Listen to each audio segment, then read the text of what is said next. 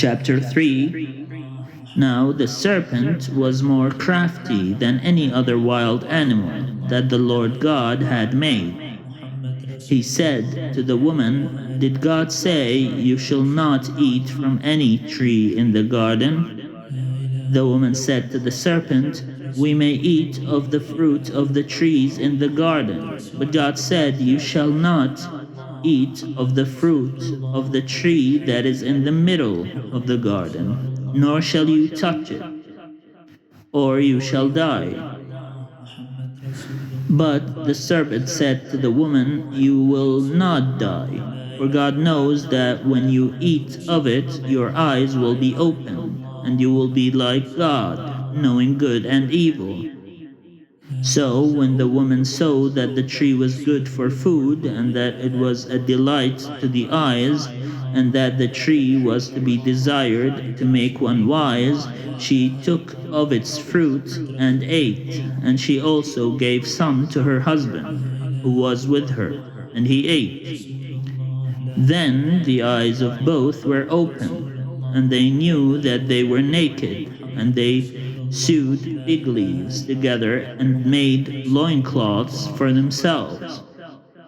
They heard the sound of the Lord God walking in the garden at the time of the evening breeze, and the man and his wife hid themselves from the presence of the Lord God among the trees of the garden. But the Lord God called to the man and said to him, "Where are you?" He said, "I heard the sound of you in the garden, and I was afraid because I was naked, and I hid myself." He said, "Who told you that you were naked? Have you eaten from the tree of which I commanded you not to eat?" The man said, "The woman whom you gave to be with me, she gave me fruit from the tree, and I ate."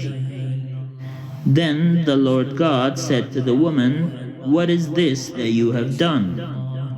The woman said, "The serpent tricked me, and I ate." He swore to them by God. The Lord God said to the serpent, "Because you have done this, cursed are you among all animals and among all wild creatures.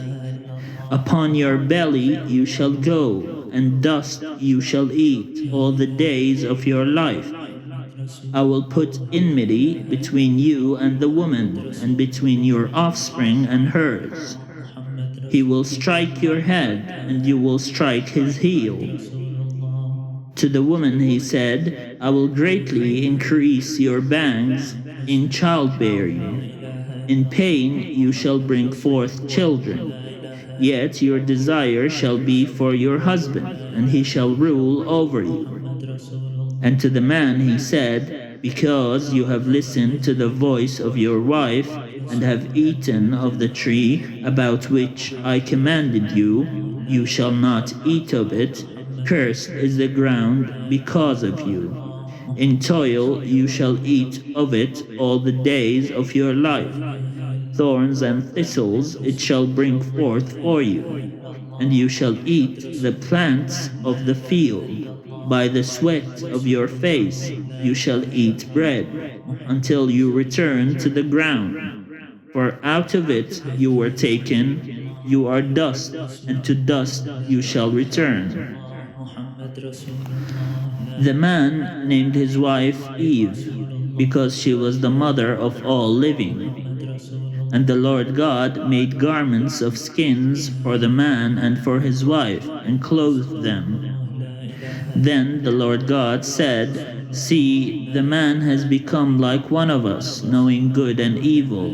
And now he might reach out his hand and take also from the tree of life, and eat and live forever."